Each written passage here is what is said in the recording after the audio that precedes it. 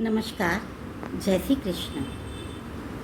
आज मेरा ये वीडियो बनाने का उद्देश्य ये है कि कहीं ना कहीं जो युवा पीढ़ी भटक रही है उसका एक कारण ये है कि हम उनको पूरी तरह से अपनी संस्कृति से परिचित नहीं करवा पा रहे हैं। पहले क्या था कि हम दादी नानी की कहानी वगैरह सुनकर सारे ग्रंथों से अवगत हो जाते थे और उन ग्रंथों के नींव ऐसी होती थी कि उसकी वजह से ही हम उचित और अनुचित का निर्णय कर पाते थे। लेकिन आज हमारे बच्चों को मोबाइल, चैट, ये लैपटॉप, इनसे फुर्सत ही नहीं है और घर में भी वो लोग बात नहीं कर पाते हैं किसी से।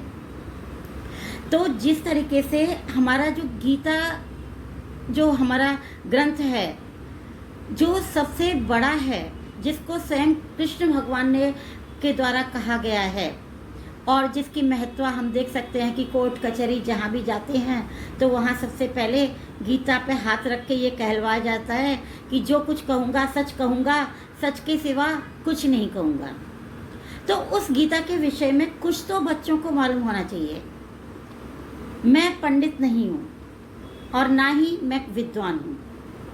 मैं एक लेक्चरर हूँ, बच्चों को पढ़ाती हूँ, लेकिन इसीलिए मैं कुछ अपना अल्प ज्ञान, छोटी बुद्धि होते हुए भी कुछ जो गीता की बातें हैं वो अब सब तक पहुंचाना चाहती हूं कि सरल भाषा में हमारे गीता से लोग बाग परिचित हो पाएं। गीता का शुभारंभ कैसे हुआ, इसकी पृष्ठभूमि के विषय में मैं बताना चाहूँगी कि धृतराष्ट्र और पांडु दो भाई थे। धृतराष्ट्र के 100 पुत्र हुए और पांडु के 5 पुत्र हुए। 100 पुत्रों को कौरव कहा गया। पांडु के जो 5 पुत्र थे, अर्जुन, भीम, नकुल, सहदेव, युधिष्ठिर, इनको पांडव नाम से माना जाता है, पहचानते हैं हम लोग। तो पांडु की मृत्यु जल्दी हो गई। इस वजह से धृतराष्ट्र को कुछ काल के लिए राजा बना दिया गया। धृतराष्ट्र के ही संरक्षण में पांडवों को रख दिया गया। धृतराष्ट्र अंधे थे, तो नकुल, ये जो पांडव थे, ये और उनके कौरव जो उनके पुत्र थे, ये मिलकर एक ही जगह पले बड़े हुए। और जब बड़े हुए तो धीरे धीरे कौरवों के मन में, खासकर दुर्योधन के मन में विद्वेष की भावना जो थी वो पनपने लगी और वो पांडवों से नफरत करने लगा। धीरे धीरे धृतराष्ट्र भी पुत्र मोह में पड़ गए और वो भी ये चाहने लगे कि किसी भी तरह से पांडव जो हैं बीच में से हट जाएं। दुर्योधन था, अपनी नीच साजिशें करने लगा। एक बार तो उसने यहाँ तक साजिश की कि जुए में, द्रुत क्रीड़ा में बैठे खेलाए और वहाँ पर पांडव जो थे वो अपना सब कुछ हारते चले गए। यहाँ तक कि उन्होंने अपना राज्य, अपनी सारी धन दौलत और अंत में अपनी पत्नी को भी हार दिया, जो द्रौपदी थी। और दुर्योधन की नीचता का अंत क्या बताऊं कि वहाँ पर उन्होंने भरी सभा में द्रौपदी को निर्वस्त्र करने की चेष्टा की, लेकिन साक्षात परम ब्रह्म कृष्ण जो सबकी रक्षा करते हैं, उन्होंने द्रौपदी की भी रक्षा की चीर बढ़ा के। तो यहाँ पर क्या हुआ कि जब ये लोग बहुत दुखी हो गए, पांडव लोग, अन्याय को सहन करना इनके लिए मुश्किल हो गया, लेकिन सब कुछ हार चुके थे जुए में, तो इनको 13 साल के लिए वनवास दे दिया गया। और 13 साल इन्होंने वहाँ पे वन में तरह तरह के कष्ट सहे, लाक्षागृह में रहे।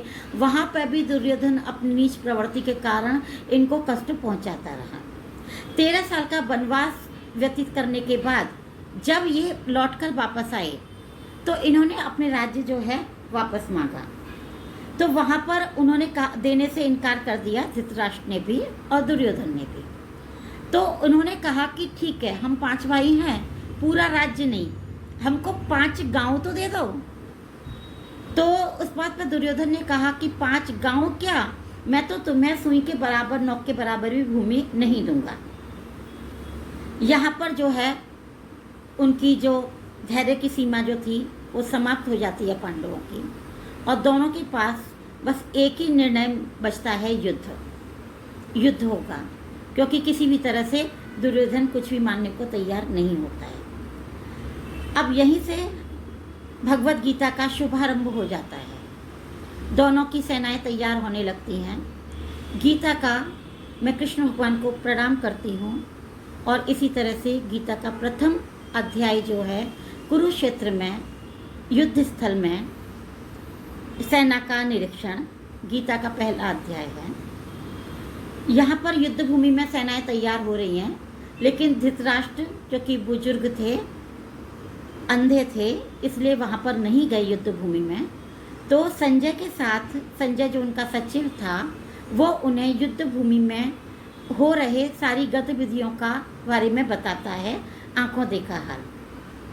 जिस तरीके से हम यहाँ पर टीवी में मैच वगैरह देखते हैं, न्यूज़ देखते हैं, उसी तरह हमारे देश में 5000 साल पहले भी वो टेक्निक थी कि संजय घर में बैठ के लाइव युद्ध का वर्णन धृतराष्ट्र को बताते हैं।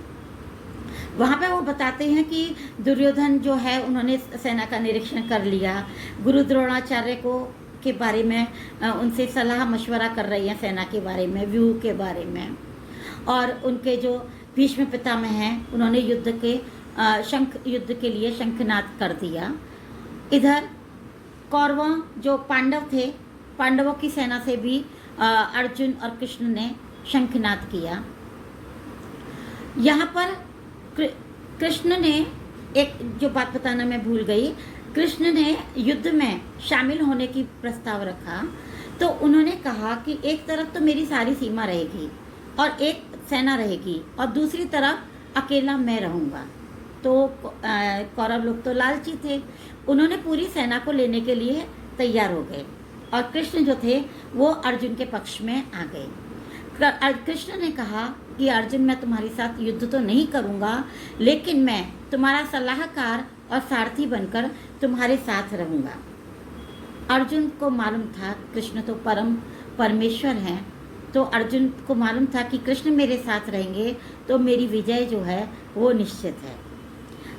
युद्ध में अर्जुन कृष्ण से कहते हैं, हे कृष्ण, मुझे दोनों सेनाओं के बीच में ले चलो, जिससे मैं दोनों सेनाओं के निरीक्षण कर सकूं।